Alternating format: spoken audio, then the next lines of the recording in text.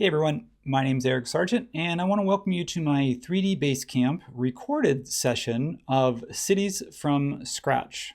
So the idea here is that we're creating contextual environments that will inform your projects. So I'm going to go ahead and shrink myself down, and we are going to dive right into it. So a little bit about me. My name, again, is Sargeant. You may know me from YouTube live streams with the SketchUp team. You might also know my voice, if not my face, from SketchUp Campus. You might also know me from working on projects, because part of what I do is do urban design, and I'm an educator, and I love mixing those two worlds together, as you're going to see here in this presentation.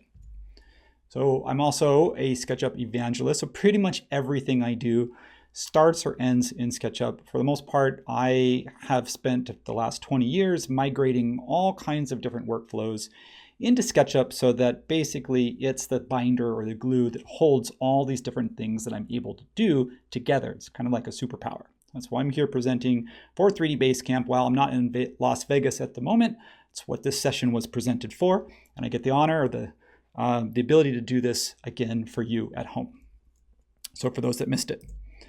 I'm also a city design nerd. That's not really an official title. It just means anything to do with cities, streets, sections, analysis, diagrams, town planning, traditional town planning, going and visiting, urban sketching. I want to do all of it. I want to know all of it. I want to play with all of it. I just absolutely love everything to do with cities and city design. And I call myself a wannabe architectural illustrator. I found that through my career, the ability to be able to communicate design ideas was just as important, if not sometimes more important, than being able to design and solve problems by itself. And so I sort of learned and sort of taught some techniques and skills and tried things and see what works.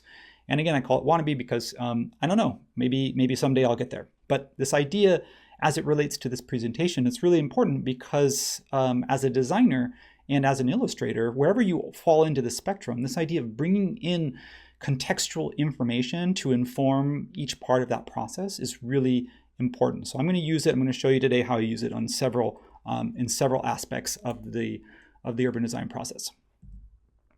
So speaking of what we're doing today, we're going to start with a really quick primer on defining context. That term's pretty broad, obviously. Context can be anything.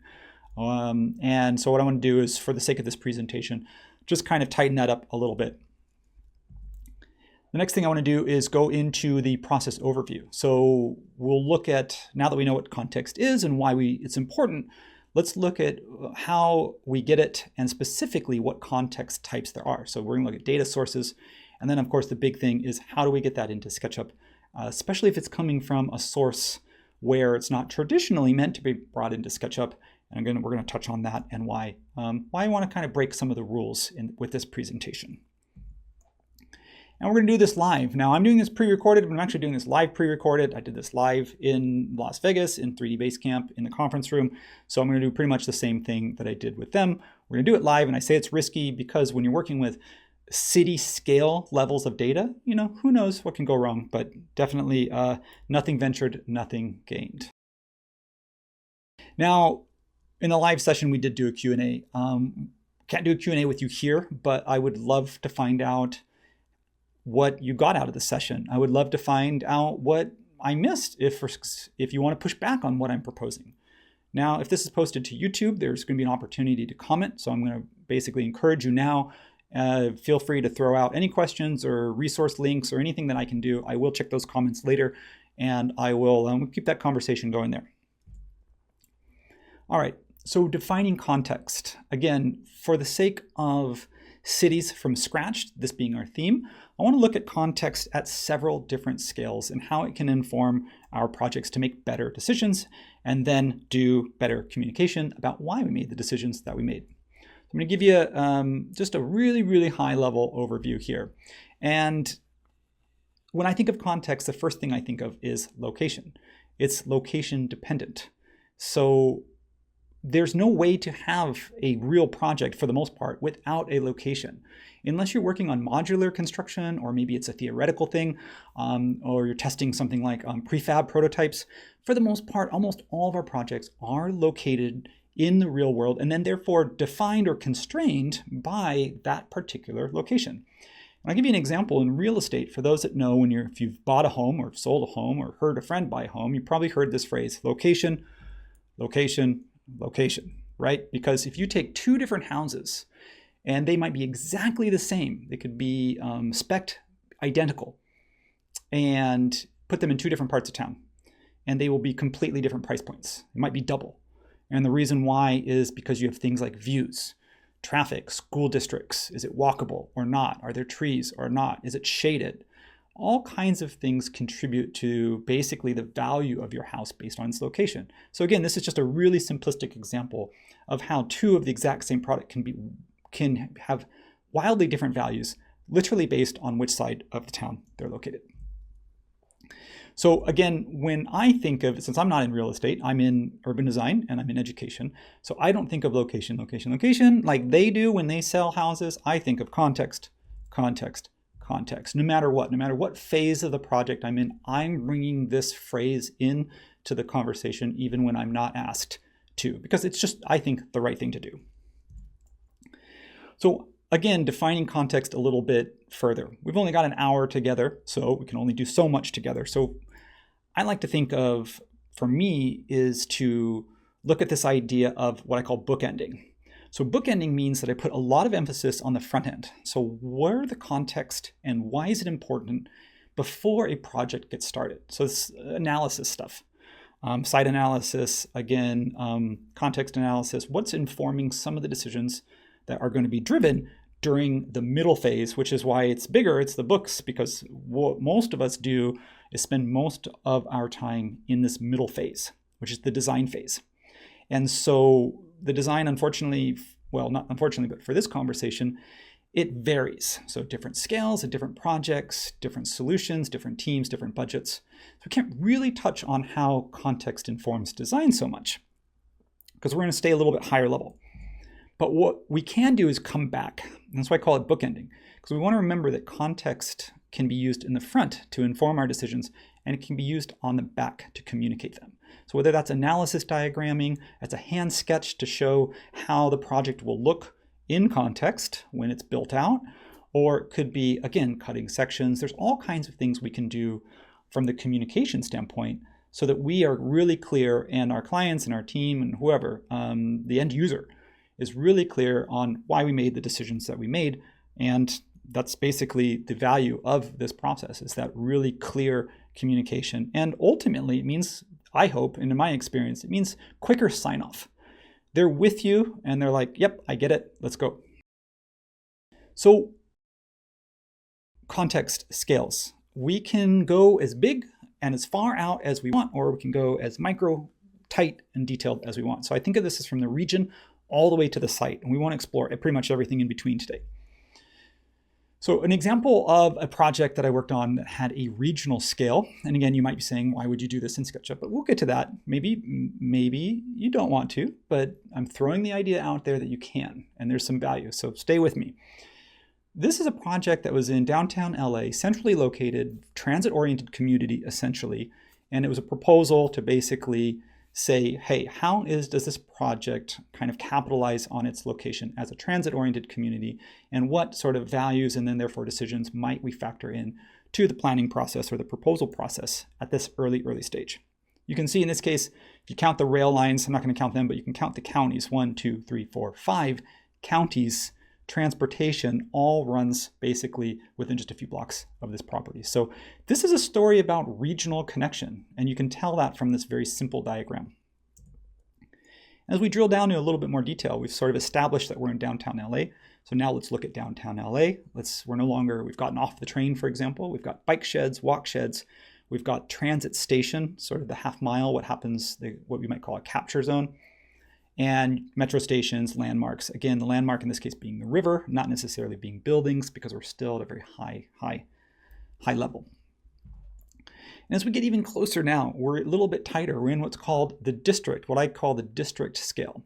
So you can see how it changes. Now we've got open space, building footprints. You might bring in things like roadways or road types. In this case, building footprints means that we can identify individual landmarks, like significant buildings, for example, the Walt Disney Concert Hall. It might be kind of a good one to show where that is, And again, just kind of reinforce that that's within just a few blocks, that's walkable. And then the last site, which is the site scale. So this is sort of what I think of as the most detailed scale, and oftentimes the only scale. When we look at a project, we often are not asked to or not required to go beyond the site scale. So I might have wanted to invert this and start with this, but that's not how I told the story. This is where I ended, not where I began. So in this case, Angels Knoll was a former kind of just park open space that was being considered for redevelopment. It's on a slope. It has a transit station on its corner. Again, the transit story. And now at this site-specific scale, we can see blocks, frontages, view corridors. We can look at things like the slope, and bring in just, again, that richer level of detail that we wouldn't tell at a city level, at a city scale, because things like servicing and loading, we don't tell that from a high level. We tell that at a site-specific scale. So again, now I'm just tilting this so you can see from this example, I'm looking at it in plan view, but you just tilt the view and you can tell the same story from 3D. Again, this is where I'm going now. We have this choice. We can go 2D or 3D in SketchUp. And in 3D, it's really cool because all of a sudden you have no idea what these building heights are. But you tilt and you realize that our site sits at the base of a slope, but the base of essentially the block up is skyscrapers. And it's near like the financial district. And so how do we use this site to change the scale, or how do we transition from a lower to a higher? All of these things come into play when we bring in that 3D element, and we would probably do that here at the site specific scale, although we could zoom out a little bit if we wanted to. So I'm going to give you really quickly another example. Not everyone's working on giant transit-oriented projects, transit-oriented developments in cities like downtown LA. Let's look at a smaller adaptive reuse. This is a smaller residential project in a smaller city. It's in San Rafael, and it was for a proposal, again, for a mixed-use apartment complex or condo complex, mixed-use residential. And so this is all in SketchUp. All of it's in SketchUp. All the data just went straight into SketchUp, and the diagramming was done in SketchUp and layout with a little bit of tweaks in the InDesign, but for the most part, 90% of it was done in SketchUp. And you can see that you've got the story here is that it's very well located, it's walkable, it's right off the high street. It's got all the things that you need to make this a really desirable residential location, even though it's on the edge of a formerly warehouse district. It's in transition. So here again, that diagram zooming in, now we're sort of at the district level scale or that block scale. And you can see the story that we were telling was where people are going from here to here to here. They want to go from point A to point B. How do we capitalize on that sort of path or that movement? And how does that inform the decisions for the programming and eventually the actual form? So again, this is using that same SketchUp model. We just went in and just turned a tag on and off, and now we can begin extruding. But in this case, we're not ready to extrude form. We're at the really high level. We're extruding ideas about what goes where. So this idea of retail, cafe, market, a paseo, where does parking go? This is where we've already set the stage for why we make the decision that we're making.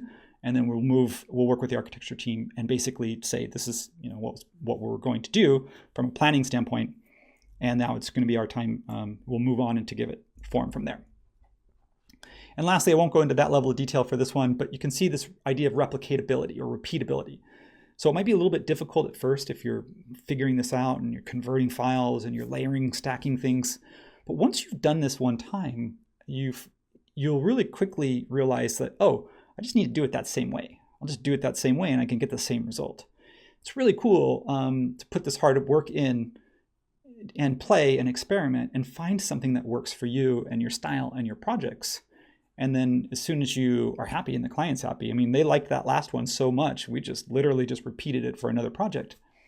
And again, they're in two different cities. This is in Long Beach and that was in San Rafael. So Southern California. And we're still a city. We still have all the same elements, blocks, landmarks, building footprints, parcels, all that stuff is still, we just grab a different data set and then we can do the same process. So speaking of process, let's go a little bit deeper. I want to talk about the context types, and then speaking of data, I want to talk about the sources, and then speaking about sources, let's put those sources together and call in one place. And this idea of using SketchUp as a source of truth. It's not necessarily a source of truth, but it's actually just, it's bringing everything so that even if it's 2D or 3D, we have it all in one place. And I think there's value in that. Again, because these are all coming, this data is coming from all over the place. So the data types specifically now, not high level, not the why is it important or why, how do we use it in the design process, but basically what types of data and how, why are we looking for them in particular? What specific pieces of data? So it's sort of a conceptual level starting from the ground up. The ground plane is usually where we start because almost every site sits on the ground, very few. Some float on water, some float in the air. I would say most of them start on the ground, and by ground, I mean the aerial, which we're all familiar with using as part of the contextual or analysis phase. Terrain mesh, even projects that don't have a lot of terrain usually do have some slope, and it's important to consider. And then things like terrain contours. So again, that's saying the same thing. It's just depending on where the data is coming from. Sometimes you get a mesh, sometimes you get contours, sometimes you have to create contours from mesh, the opposite. So building up from there, I think of, we have our ground, that's our existing site location. Now we're going to put some policy level stuff. So policy stuff, why do we need that? It's, to me, I call this the invisible. So the invisible are parcels, setbacks, view sheds, easements, floodplains. It could be a lot of things, actually. It depends on the municipality that you're working. Not every project needs these, but I do think it's important to ask yourself the question as to whether or not you should bring them in. For example, parcels. You might just bring them in because it's a way to filter information, because maybe building footprints are too dense and maybe streets are too little. So when you bring that parcel information, it just allows you a little bit more flexibility as to the scale that you're going to use as your base map. Basically, the base map is the deliverable that we're going to diagram on top of, which is making the case for why we're doing what we're doing. So for our demo, we're going to include some invisible data. And lastly, again, I think this is where a lot of people start and stop, is the built form. It's the things that are actually existing. They're there. It's the things that we as people put for our needs: roads, transit, bike paths, building footprints, open space, parks, right, creeks, or whatever. Again, ball fields. It depends on. It all again goes back to location, location, location. It's all going to depend on where we're working and what data sources might be available. Lastly, and I put this last and I put it on the top, is the site. Is that the site is not my primary consideration. The site will be informed. And that's what we're going to do, is we're going to imagine what could be, what could come, or what might want to be there. But we're going to do that last, because we're going to make sure we have all the pieces that we need built up first. And then our site, a lot of the answers will actually just come, literally, because they will be informed by the data. We won't have to just come up with it and then justify it. It will already be justified to some degree. So I want to talk about the ground here. Before I move into the live demo, I'm going to do this part here in slides, just because I have some stuff prepared, but I want to talk about the ground first. I also want to make sure that I shout out SketchUp's add location tool. So this is where I think, when I did a lot of my process building and a lot of the methods that I've created, again, some of them are legacy, which means that add location used to not allow you to tile big areas. They can let you do that now. It used to have limits as far as the resolution of the images. Again, because the bigger the image you have in SketchUp, the more it actually has less resolution. And so now that you can tile it, you can get a little bit higher quality. So some of the new add location features solve some of the issues that I used to deal with, but I want to point out that we don't have to stop there just because it comes with our SketchUp subscription, and it is a great resource and the first place you should start. Get terrain imagery and mesh geometry. So definitely start with add location. It also geolocates your model, but let's not stop. Let's start there. Let's not stop there. So I did this little comparison for a while back about the level of detail, because I really wanted to understand, well, how accurate is the mesh that's coming in from add location, and does it help, and how helpful is it? If it's not that accurate, what can I do with it, or what should I do with it? So this is an example of Laguna Beach in Southern California, where I lived at the time, and I've got digital globe here, which is what the add location uses as its terrain source. And then I compared that at the time from NASA had what's called a shuttle mission, which is where it scanned the Earth, and this was from the year 2000, so now 24 years old. So I put those two up next to each other and realized that, oh wow, Digital Globe's data sort of is on par with NASA's 24-year-old shuttle mission. And when I cut contours through there, you can see that it sort of reinforces, it's very angular and jagged because remember, our terrain is triangulated. So you're getting those really sharp kind of corners because it's really just a grid of triangles ultimately at the end of the day. So yes, is it useful? Do you know where steep slopes are? Do you know where high points are? Absolutely. But is it that accurate? No, not really. So what if I wanted to go bigger in two ways? I always want to start with as much information as I can get, as long as it doesn't take too long to import or bog down my model. Because I think more is better, usually. So in this case, when I say I want something, I want the level of detail, I want it bigger, I want it in two ways. I want a bigger area, and I want it in more resolution. So that's the goal. And here's an example of using a height map, and I'll show you how to get a height map here in just a second. And so only a 500 by 500 pixel, so really small height map, almost like a thumbnail. And you can see it generated over 19,000 acres of high quality terrain right there in SketchUp in just a few minutes. And I thought that's my process. That's what I want to use. This is what I need. It's what's been missing. Again, it's gotten better recently in using ad location, but this is the kind of context that I want to make better decisions for my projects. And you can see level of detail comparison, go back and look at Digital Globe, and now look at the height map method here, where after I cut those contours. And you can see so many little differences. And I'll give you an example too. We worked on a project where we had sort of a lower res terrain like the Digital Globe one. And that was, and then it turns out that we got a new site survey done, and the new survey was way more accurate, and we had to we basically redid the whole master plan.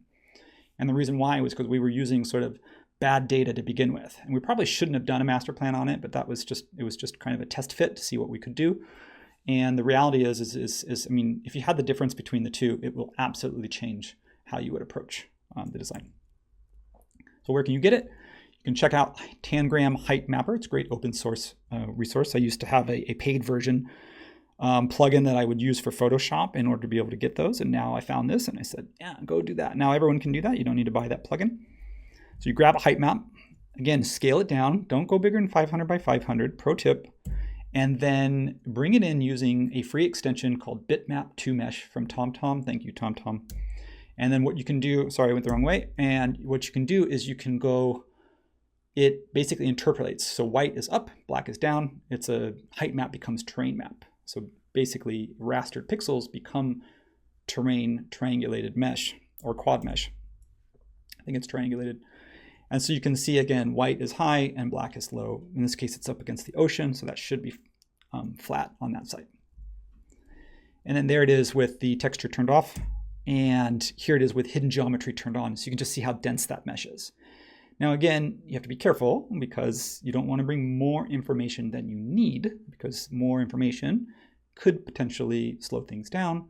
But in this case, it was totally manageable. And you can just see the level of detail on that terrain mesh. And you can imagine now where the road would go and placing a building there, or even just doing a sketch and being able to draw in some things and placing trees. It just gives you a lot more information to work with. So I love this process. And I want to go and give you one more use case because I've got a few minutes before I switch to my live demo. And this was another example where we had a project in Guatemala and I was brought on, but I wasn't able to go travel. I think they had already traveled to the site and they said, Eric, can you come up with a concept plan for us? And I said, yeah, but not having been to the site, it's really tough. I mean, I could tell from just looking at Google Maps, this is a very hilly site. And I said, okay, well, that's fine. I'll use the process that I know. I'll do the best that I can from not having been visiting the site. So I took basically that height map of the entire valley, everything from the site to the lakes to 2 volcanoes that are across the valley. And I said, cool, because the lake and the volcanoes are a really important part of what makes this site special. I said, well, let's bring those into SketchUp. And so that when I start making some decisions, I can be thinking always where those are, because I know they're there, but I want more than just knowing there's a volcano over there. And so here in this case is height map, bitmap to mesh, and then taking a terrain image and then just draping it over the top. So now I know basically where the roads are, and I know where the natural features, like things like parks and open space, and of course where the volcanoes are. So I was able to take the project site and I was able to line them up with my key sight lines and view corridors. And then when you tilt the view, you can see that wherever I am on site, whether that's at the entry or that's at the top, or whether that's where the town center might go, you can kind of always get a sense of where you are in relationship to this, again, this really special place up on this bluff and overlooking this valley. It's not enough just for me to know for myself that this is the right thing to do. I have to, again, remember there's analysis on the front end, there's design, and then there's communication. So it was also important to me that I could communicate why I did what I did to both my team, and then they would communicate maybe even possibly to the client group. So using if I move out of the way, it's an extension, it's from Fredo Tools, which is free. So Fredo was really awesome and added this slope analysis. So you can see that I did my 40, my 30 to 40, my 20 to 30 degrees. So this pink red area that we really want to kind of stay away from. Again, now I could look at it and I could probably just say from experience, stay off of this, stay out of here, but I wouldn't know exactly where, and I wouldn't be able to do a great job showing somebody. So doing that slope analysis in SketchUp with that high-res terrain that I imported from the height map was super simple. Just took a few minutes. Well, maybe it took me a few hours playing around. But once I figured it out, it only took a few minutes. And then again, I was able to use that as the base. I used all that information that I had as a base to draw over. And I want to call your attention to just this little darker green area, because I felt from my analysis that this was a really special place. And I thought this could potentially be something that we want to set aside and say that should be a park, it should be community amenity. There's something I really think we should explore and understand better. That could be a great opportunity. And then through the course of the week, after finally going down there and visiting the site and understanding it much better, I was basically, my armchair analysis was confirmed. This photograph was taken from that little knoll. And that when I was on site, that felt like it was definitely the most special spot. And so it was really cool to be validated in a way that it's really hard. It's really hard to do it when you're not there. And you're just reading the map and you're just kind of hoping for the best. So that's an example, again, where being able to import such a big site and being able to run a slope analysis and being able to get the mapping, all the mapping layers all in alignment, really, I think, created at least, if not a better result, it at least streamlined the process so that we could get to a better result. And then here at the end of a week, again, it was a workshop, so we just had a few days. That's why it's a pretty loose drawing. At the end of a week, we had a concept master plan fairly well put together, and then with the hotel site here, with some community amenity and community parks and trails, all kind of hugging that edge where we identified as a significant space, maybe even putting a chapel, like a chapel or an event lawn, like right on that bluff. So I'm going to pause there. That kind of takes care of the ground plane, but now what about all this other stuff? Okay, so it's where it gets fun. It's where it gets challenging. We're going to do this live together here. What we're going to do is grab some data, and what we're going to do is we're going to do a quick conversion. So we do have to step outside of SketchUp for that. And then we're going to bring that information into SketchUp, and we're going to do style. We're going to play with it a little bit. So let me show you in SketchUp what I'm talking about. So in SketchUp, I have a model that's all of LA County. If anyone knows LA County, it's big. It's 88 cities. It's gigantic. In fact, the city of LA itself is not even really one city. It's Silver Lake. It's Burbank. It's all these. All these neighborhoods are big enough to be small cities themselves. So this little pink dot represents my site. So I've got my city, I've got my cities, my county boundary, and my site. Going in a little bit more detailed, we can bring in some road information. This is that regional story, sort of, not that regional, but more like that that tighter story where it's like, oh, there's a freeway and there's a train station, there's the river. Now all of a sudden it's like things are getting tighter. We're getting a little bit closer. We bring in that downtown story. This gets a little bit more granular. We can turn parcels on or off if we wanted to. Like for example, if I really wanted to let the aerial show through a little bit more, I could turn the parcels on and off.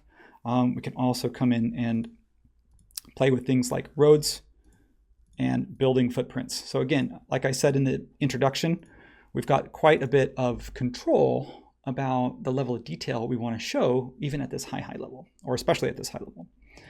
And as we get a little bit closer, we might dump, some of that surrounding context. We sort of told the bigger story, and we might just drill right in and say, you know what, let's just talk about what's happening just around the site itself.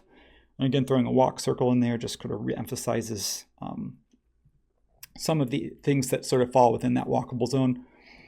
And then lastly, all we have to do is just tilt the site if we wanted to. I mean, that's the same thing. I mean, this is it in 2D, and we can wipe the colors out if we wanted to, or we can bring the colors back.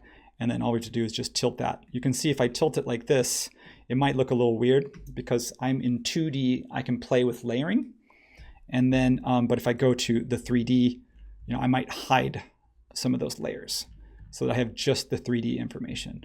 And what's cool is if I wanted to, I could get all the way down and even start sketching over, just coming up with some really loose concepts. For example, like this is the metro station, and you've got the towers behind.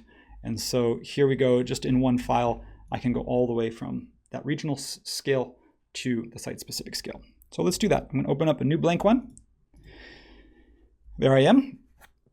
And we're gonna pause. Like I said, we're gonna jump out of SketchUp because we need some data first. So let's pop over here to another program. Now, this is a free open source geospatial app, so GIS. QGIS is the name of it. You can see it works for Windows, Mac, and Linux. It's something that I've used for a while because on Mac, I don't have the luxury of using ArcGIS. And I think when you're working with things like students, sometimes you don't have the luxury of the budget that a big company provides. Also, the other thing too is I'm not a GIS specialist or analysis. I just need a couple of pieces of data, and that's it. I just want something, and I want to use it how I want to use it. Almost more like I'm a graphic designer and I want roads. I'm not, so just give me just a little bit. So QGIS is great for that. So popping into QGIS, again, I'm only going to show you maybe three things in QGIS. That's all you need to know, 3 things, because I don't know it very well, and I don't need to.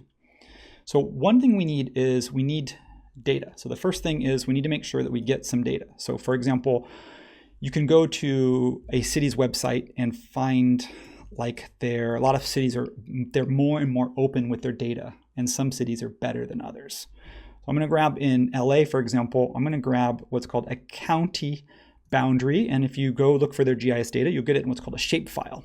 So a shapefile, you just drag and drop it. A shapefile is basically a fancy way to say a GIS file. So you can see here's LA County. That's the first thing you need to find a shapefile. And you can get it for free, usually from public municipality websites.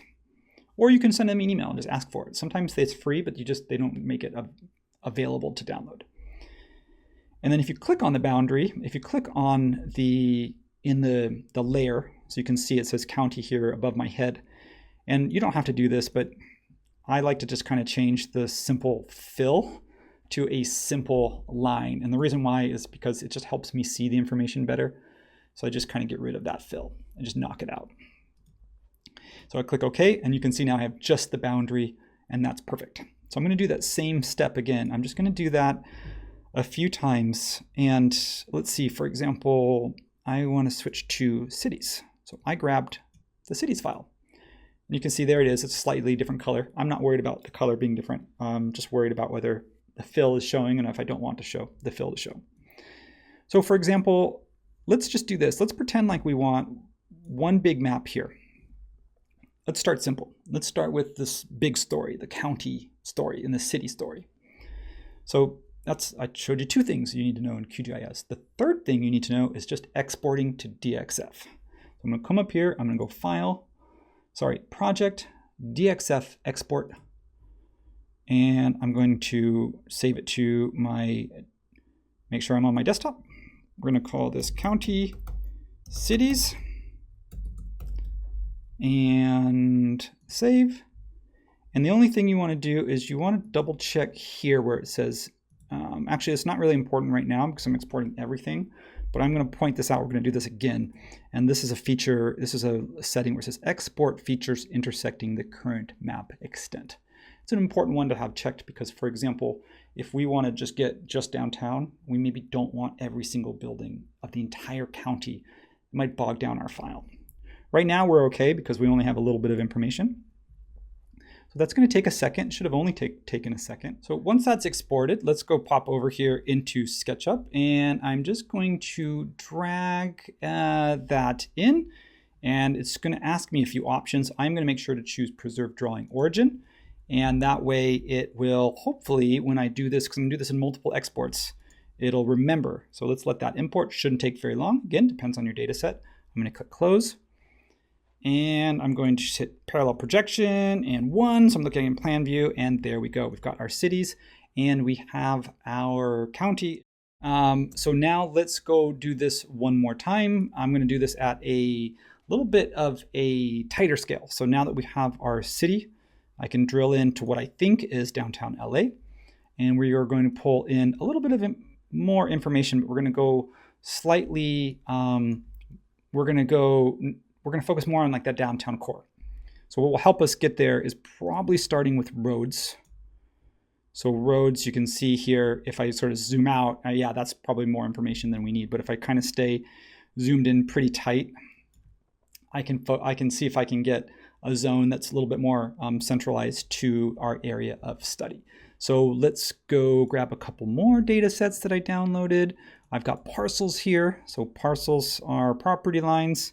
I don't have to, again, but I think I will just visually. I like to just take out that simple fill and then go to simple line. Just makes it easier to see because it is line work. And then I think lastly for this demo, I will grab building footprints. These are from 2008. So again, this is an older data set that I downloaded. You definitely want to make sure you've got the latest and greatest because it may impact, again, your study. So here I've got my building footprints. I can zoom in if I wanted to get something a little bit tighter, a little bit more detailed. I can zoom out. Again, I can choose to toggle the information on and off depending on the scale that I want to do. So what I would do is do the same thing. I've already done this export, so just to save time, I just showed you how to do it once. We're going to go DXF export, save that. And again, you can export it all as one, or if you want to be safe, you can export them in multiple exports. It just gives you a little bit more control when you go to import them into SketchUp. So let's pop over to SketchUp here and zoom in. And let's see if this worked. I'm going to grab the roads DXF because I did export these as sort of separate entities just to kind of make sure that this demo goes smoothly. And we're going to wait a second. It's a lot of information, but it shouldn't take too long. It's thinking. There we go, close. And it pulled me back, but if I just kind of zoom to my origin, but if I zoom in, you can see I have my roads there and they're placed within the context of the city, which again, the county boundary I don't really need it at this point at this scale, but that's okay. So let's do that 2 more times. I'm gonna grab parcels and just click OK, let it do its thing. And you can see, again, it's a repeatable process. Once we've done this once, we can do this multiple times. We can do this with any data set we want. We can do this with transit stops. We can do this with train lines. We can do this with, again, like special development districts, overlay districts. And then what I'm going to do here is let me move this so I can see what I'm doing. And I can zoom in here. And again, now you can see we're at that high level scale, county level, city level, highway, freeway level, and then we kind of come into, in this case, to the downtown core level. And of course, we can go in even tighter if we want to. And just to kind of show you where that information, if we wanted to, you don't have to, but if we wanted to just kind of see which is on which tag, I'm going to change some colors here real quick. I'm going to see if this works because you never know. Sometimes it does, sometimes it doesn't. Sometimes it cooperates. I'm just going to kind of change the colors a little bit. And I think if I set this by color by tag and open up my styles and then come down to by material, and then add a new style, you can see here that everything that's green is a building footprint, everything that's blue is a parcel. Again, now I get to kind of play with that information. So I could just use, I don't even have to go to Photoshop or Illustrator or InDesign. I can just literally play with these colors. The parcels, for example, I might want like really light gray. So they're faded. The roads, maybe something like, I don't know, maybe I want to pop those or emphasize those. Let me see here. There we go. For some reason, I need to refresh that. So you can see stylistically, I can start to play with this information and get it to pop the way that I want it. So that's cool. So that's kind of that kind of takes care of that invisible layer. This is the 2D. Now I know we're in SketchUp, and so it doesn't really help us because if I tilt, you know, it's still in 2D. But let's take it a little bit further. Let's add that last layer. Let's add that site-specific layer in 3D because we don't really need to study the entire downtown core in 3D. It just doesn't help us. It's too much information. Again, we want just the right amount of information depending on the scale of our analysis. So I want to go in and kind of look at this like downtown, almost like block level scale. Again, I'm going to pop out of SketchUp for just a second because it's all about data. We need to get the data and we need to bring it in, and everything comes into SketchUp, no matter where it came from. I'm going to pop over here to my web browser. I've talked about QGIS. We're going to set QGIS aside for a second. I also talked about Tangram, the height mapper. Again, so we're kind of done with the terrain. I want to look at building footprints. So where the best source of that is open data. We can go to OpenStreetMaps, but it requires a little bit more work. There's a resource here that I've plugged in some of my videos for SketchUp in the past. It's called CAD Mapper. So if you have an account, you can log in and basically just says, where do you want to go? Los Angeles, if I can type that in correctly and spell it correctly. And you can see it already pulls me pretty close to where I want to be. It takes me to downtown City Hall. Our project is right there. It's right here, this green space, this park. It's called Angels Knoll. So let's kind of zoom out maybe a little bit from there. And you can see it can give you AutoCAD. So again, we can get still 2D information from CAD Mapper, but I want the SketchUp because I want the buildings. We can get the topography or we can ignore the topography. Now the site is on a slope, so I'm going to grab the topography. Again, even if I don't use it, I might use it from add location, but then I have two sources of topography. I can kind of choose what works best. So there's kind of a reason why in this case I'm going to bring it in, and then I can always change my mind. Sometimes I'll do two exports, one with topography, one without. And then I can just kind of put them on tags and toggle on and off. 10 meters for a minor road. I don't know, that might be a little high. Let's go with something like 8. It's downtown, major roads, 20 meters. Yeah, let's go with like 18. Bring that down a little bit, maybe 15. Okay. And then what we're going to do is it asks you to select the area. So in this case, what I do is click once and drag. And you can see what it's doing is it's telling me how much I get here for free. You can go up to a square kilometer. So it's a little bit challenging because in this case, for me, I'm probably okay. I wish you could rotate the grid because sometimes I can get more area if I could rotate to the grid. You can, you know what I mean? Right now, there's like these corners are a little bit inefficient, but whatever. That's, you know, maybe in a future project. So what I'm gonna do is just click that again. This is a new. You can see if I go too big, it'll tell me, it'll yell at me and say, okay, it's gonna cost you this much. So let's keep this free for right now and say that's great. I'm gonna go ahead and create that file. What it's going to do is it's going to preview it for you. So it gives you all the information before you download. And this is nice because not every, again, area has the same data set. So for example, if I work in a city, like in the middle of nowhere, they may not have this information. And it also changes over time. So here we go. I've got parks, I've got roads, I've got buildings, I've got all the stuff I need to kind of continue my analysis. And this looks good to me. So I'm going to download this. I have this downloaded. Again, I'm going to go find it in my files. I'm going to pop back over here to SketchUp. I have a file here that I just kind of already, let's see, I think it's this one. Let me open that up.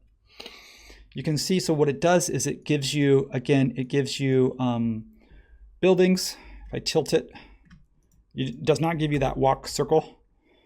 You can see it's on topography. So the roads are, I did import the topography. And so you can see that it, if I turn that on, change maybe the, let's see here.